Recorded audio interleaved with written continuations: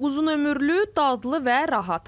Konservləşdirilmiş qidalar bir çoxumuzun mətbəxində əvəz olunmazdır. Amma onların təhlükəsizlik qaydalarına əməl olunmadan istehlakı ciddi sağlamlıq problemlərinə yol aça bilər. Mütəxəssislər xəbərdarlıq edir. Konservin arxasında sadəcə hər hansı bir qida deyil, həm də bəzən sağlamlıq üçün gizlənən risklər ola bilər.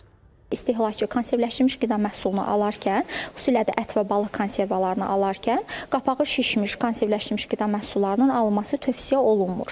Digər meyvə və tərəvəz konservləşdirilmiş məhsullarına gəlincə isə, onların da qapaqlarında şişmə halı müşahidə oluna bilər, yenə eyni proses gedibsə əgər və eləcə də suyunda köpüklənmə, bulanıqlıq və ya qapağı açıldıqdan sonra orada qazın əmələ gəlməsi, konservləşdirilmiş qida məhsulu üçün xarakterik olmayan qoxu, tam dəyişikliyi müşahidə olunarsa və ya meyvə tərəvəzlərdə artıq orada bakteriyalar fəaliyyət göstəribsə, toxumanın yumşalması kimi hallar müşahidə olunursa, bu cür qida məhsulu artıq xarab olmuş qida məhsulu hesab olunur və qida zəhərlənməsinə səbəb ola bilər.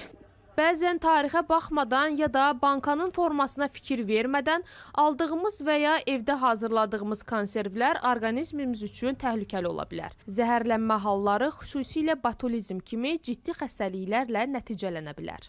Mədə-bağırsaq sistemi xəstəliklərinin artmasını görə bilirik biz və çox təəssüflər olsun ki, günümüzün ən böyük bəlalarından biri də onkoloji xəstəliklərin günü-gündən artması, yaşının cavanlaşmasıdır ki, konservləşmiş qidalar aparılmış elmi araşdırmalarda bəlli olub ki, birbaşa onkoloji xəstəliklərin yaranmasında ciddi rol oynayırlar.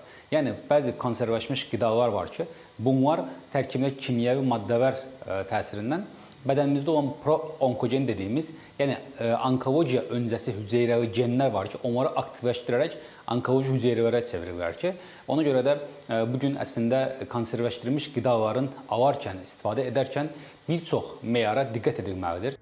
Konserv alarkən etiket məlumatlarını oxumaq mütləqdir.